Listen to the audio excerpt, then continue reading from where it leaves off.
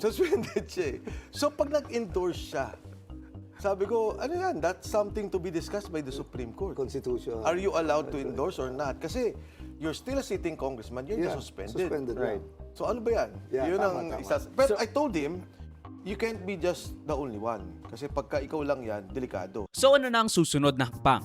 Well, matapos ilagay sa order of business within 3 session days, ipapasa sa Committee on Justice within 10 session days, titignan na ng komite kung may pag-asa ba talaga itong impeachment complaint na ito.